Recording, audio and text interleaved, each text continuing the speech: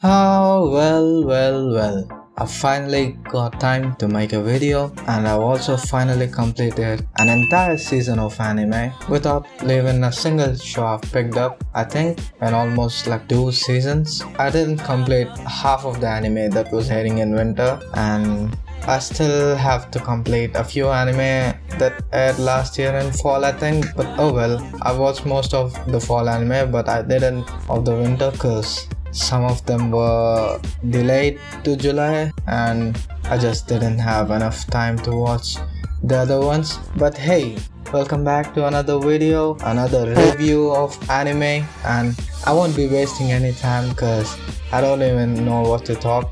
But yeah, the first one on the list is of course Demon Slayer Kimetsu no Yaiba, and I'll keep it short. This season was bad, okay? The animation top notch as always, but the story it wasn't that great. It felt kind of dragged, especially for just two villains, and yeah, I just didn't like it. The songs, they were okay as well, not the best. Then everyone's favorite Oshi No Ko. I first heard about it in Gigok's video and I just read chapter 1 and I stopped because I knew it was getting an anime adaptation and the plot didn't really seem that interesting. It was kind of weird. Like if you know the plot, then you know that the first episode is really weird. But Doga, which is the studio, they did a really good job animating and directing the show, man.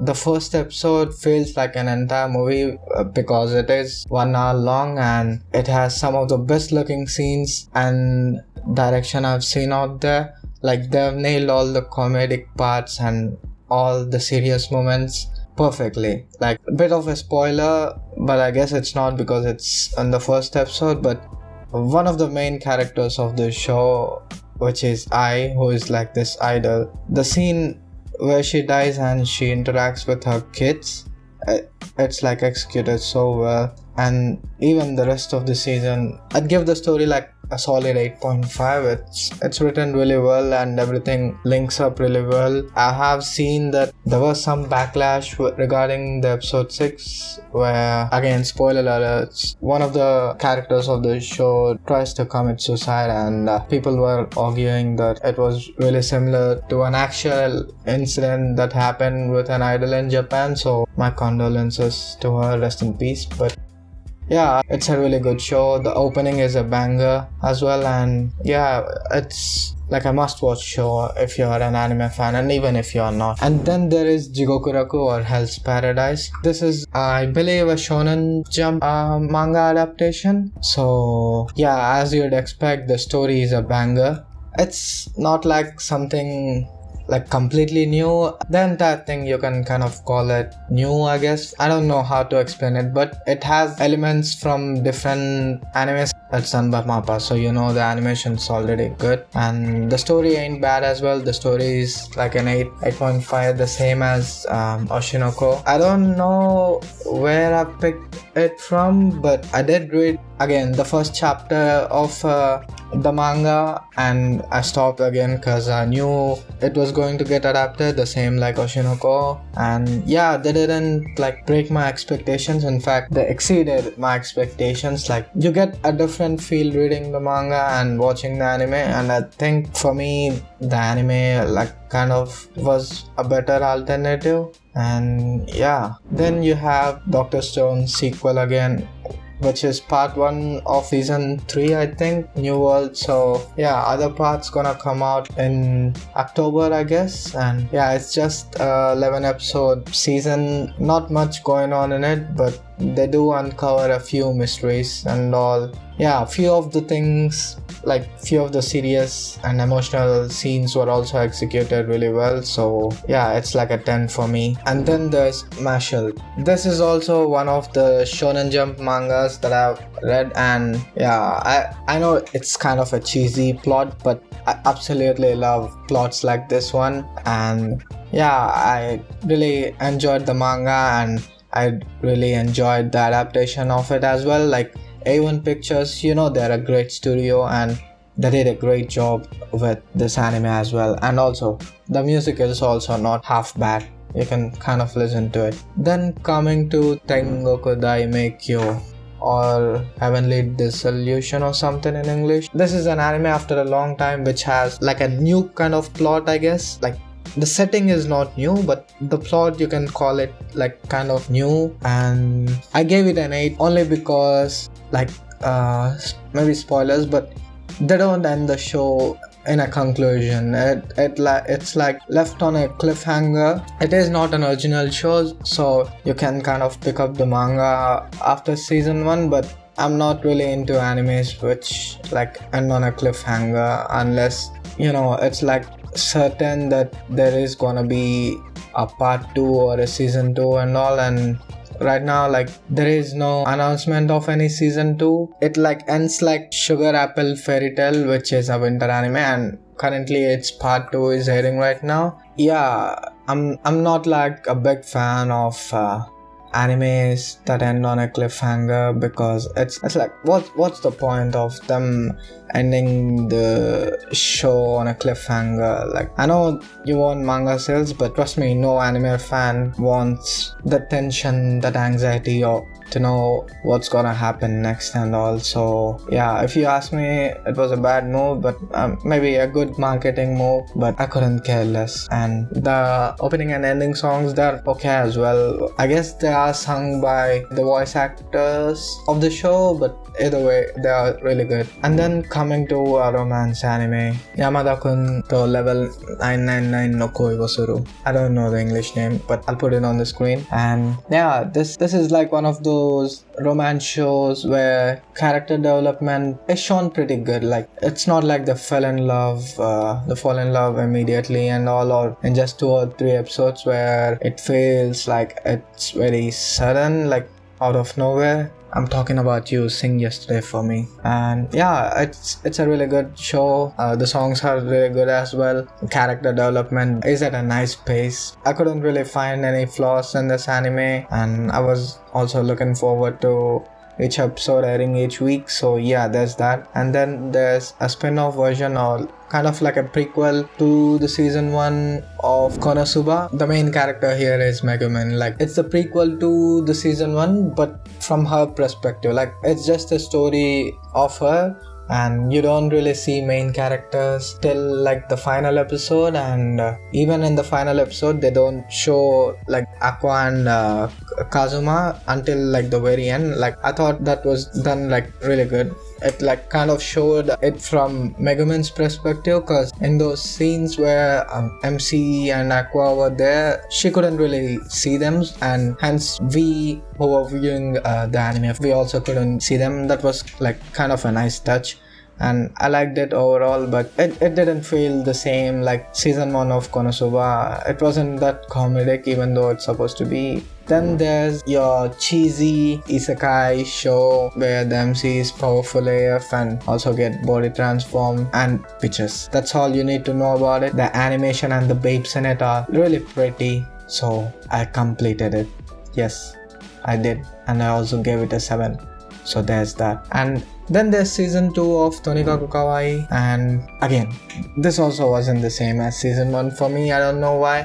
The songs are also not that bad, but they don't hit as hard as season 1. And yeah, it's the same romance thing between the MC and the female MC, but even in season 2, nothing really spicy happens even in this season, and I guess that was like one of my losing interest kind of point in the anime. And they do reveal some stuff about the female lead, and I don't know if it's early or not because I haven't read the manga, but it sure felt like they skipped a lot of parts and they came to that point. And yeah, I didn't really like it, but it's not that bad, so it's an 8. Then kind of like a slice of show anime, Skip and Loafer, and this is like really good. Trust me, it's really good.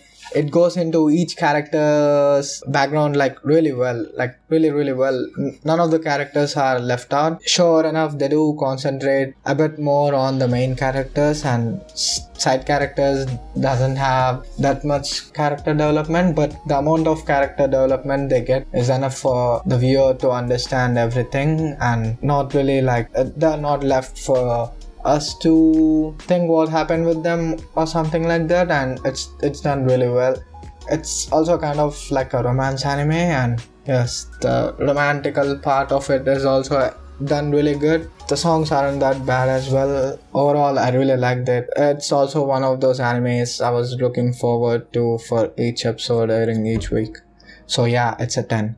And then my favorite anime of the season, Boku no Kokoro no Yabai Yatsu. I'll be honest with you, I know I've said that this is my favorite anime of the season. I did not like the first 2 to 3 episodes of the anime. It was basic if you ask me. It was basic. The male lead was weird AF. The female lead was kind of like an airhead, and there was nothing really going on in the anime, and it especially bothers you when you look at the romance tag on the show, because you be like, there's nothing really happening in it, and you kind of get this feeling that something that's gonna happen is kind of gonna be like sudden. But no, the character development in this show is like the best out of all the anime this season, for me at least. Like the next show is also not bad, but this show, it's like so good. The way they fall in love, I can't really put it into words, but the way that they fall in love with each other, they don't convey their feelings, spoilers, but it's written so good, man. Like I couldn't stop myself from picking up the manga after the season completed, or even before it. I don't even remember. I did start reading the manga from the first chapter, so I have yet to catch up to the season, but I'm loving it, bro. Like they did not leave out any part of the manga. Like they adapted it. It was like a true adaptation, and songs are also not that bad, but I love this show. That's all I can say. It's definitely a 10 out of 10 show for me, and definitely a must watch. Like it's done by Shin Animation, and they've got some pretty good romance titles under them, like Takagi-san. If you're a fan of Takagi-san, then this is kind of even better than Takagi-san in terms of romance. Then there's Kimi wa Hokago Insomnia, or Insomniacs After School. This is also another cool anime. The plot is the male MC and the female MC can't sleep because they have insomnia due to specific reasons, and over the entirety of the show, they kind of overcome it. At least the female lead does. The male lead still has yet to figure out or overcome his trauma. The show is not just about that. It's not like Call of the Night. It's kind of similar but different. It's about astronomy and stuff as well. There isn't like a big cast in it, but the cast that you do have, you'll definitely love them. Yeah, it was a really good show, but the art and everything kind of wasn't my jam. Like it felt like they purposefully made the characters ugly in some scenarios, and yeah, it's a good show, but I didn't really like it that much, so it's an 8 for me. Then there's Dead Mount Dead Play. This is like one of those reverse isekai, or it's kind of like a mystery anime, and it also doesn't conclude in one season, but I guess there is a season 2 announced for this anime as well, and yeah, so you can look forward to that. And other than that, coming to the first season, it's like a zombie kind of anime. This anime also like includes stuff from many different animes, so yeah, there's that. Intro outro songs aren't that bad, music ain't that bad as well. Then there's Isekai Shoukan wa Nidome desu. It was also like a basic isekai anime. Nothing really felt new about it, so I've dropped it. Ousama ranking, I have yet to complete. It's not as good as the main story. This is kind of like Horimiya piece that is airing right now. It is like in what happens in between season 1, like the left out manga part, I guess. I don't really know if they adapted it from the manga. I guess they did, but yeah, it's like Horimiya piece, yet to complete it, but I'd actually give it a 7 or an 8. Songs aren't that bad as well, they are actually pretty good.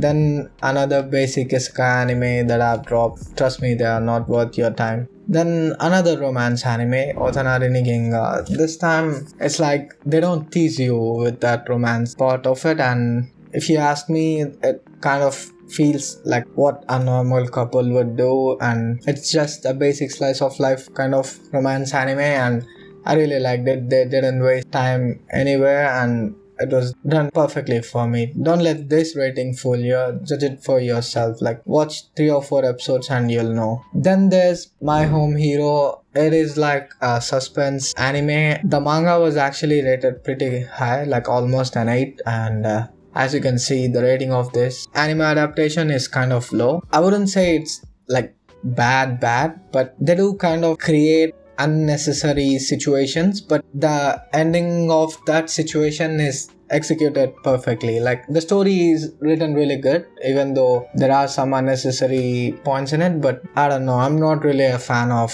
suspense kind of thrillers animes because my heart can't take it, and I was watching it at ridiculous speeds, like 2 times and more.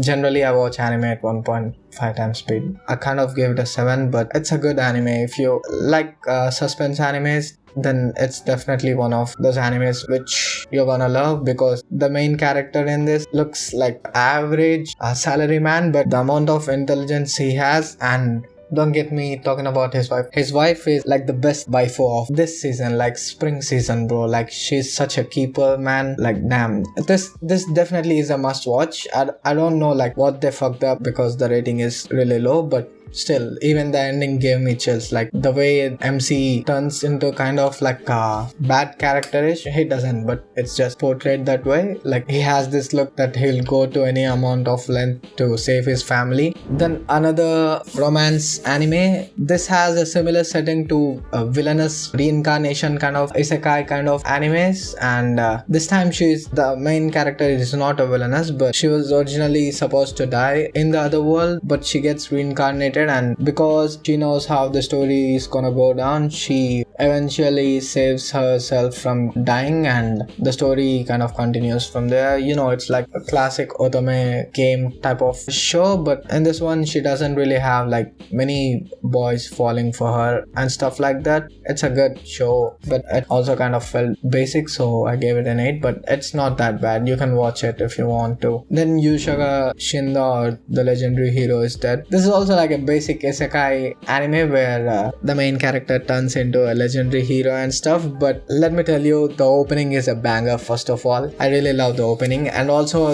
it is like a satirical show. Like everything in it is funny, and like they know what they're doing. It's like extremely cringy, but when you know that the story is written cringy because author wanted it to be that way, then it's gonna be funny AF, and this ecchi tag definitely justifies it. Then there's your Gotobun no Hanayome setting. Like it's basically that. If you've watched Gotobun no Hanayome, then you'll love this anime. The characters are basically the same. This redhead girl here is a tsundere. She's kind of like a kudere. She's also a bit of tsundere, but a bit assertive. You can call her Nino, I guess. This girl over here, she's like Miko, I guess Miku. And this airhead over here, she's the orange haired girl. I forgot her name, man. But yeah, this is basically like the same setting for me. So yeah, it's an 8. Then another show that I've dropped, Isekai One Ton Kill Ne-san. It's just shit. This is like the most shittiest of them all. His sister and him both get isekai'd, but he's weak AF and his sister is strong AF, and she has a huge brother complex as well. And yeah, there's that. I couldn't take this incest shit at all. Then there's Eden's Zero second season.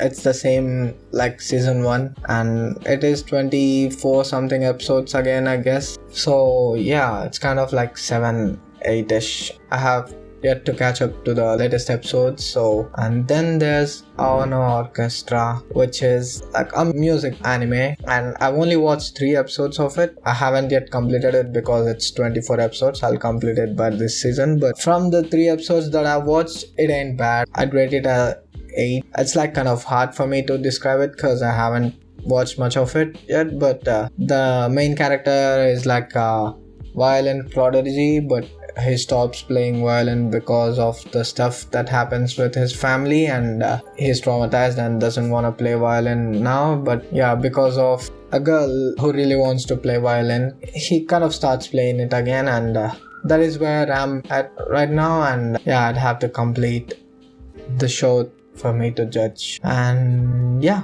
that's about all the anime I've watched this season. And coming to continuations, I guess. お前は本物の戦士だ。なぜ殴り返さないのだ。俺たちは今日会ったばかりだ。あんた方は俺の敵じゃない。俺に敵なんかいない。Vinland Saga Season 2, it's the goat, bro. Like the past 6 months, this is the best anime, hands down. Like, you know the line from the mangas and season 1? Yes, I'm talking about I have no enemies line. He finally says it, and every episode of this season, let me tell you, this is like an entirely different setting from season 1. There is almost no violence in it, like no fighting scenes, no action scenes at all, and it's basically like a different anime, but it is in that way because it needed to be, because of the character development. The character development of the main character in this one is like amazing, bro. Like, he goes from annoying AF to so mature. Like, I'd be spoiling it, but yeah, you have to watch for you to understand. For me to better explain it, I'd have to make a separate video on it, which I actually planned on, but yeah, I haven't really gotten the time. But I promise you, one of these days, I'll make a video about Vinland Saga and Cyberpunk 2077. And another one which I had is Kubo-san, and I'm also again a manga reader of Kubo-san because it's from Shonen Jump, and it's a really cute romance show. It's kind of like Takagi-san again, but a little different. The MC is not as kiddish as the one from Takagi-san, but yeah, it's a really good show again as well, and definitely a 10 for me. And yeah, that's all the anime that I've watched in this season. I haven't made a winter view to watch or spring 2023 to watch as well, because yeah, I just didn't have enough time. I wanted to make a review of 2023, but I watched so little anime from that season that I just didn't want to make one. I'll definitely be making a summer 2023 anime video in which I'll try to describe about the anime more. And yeah, see you then. Bye bye.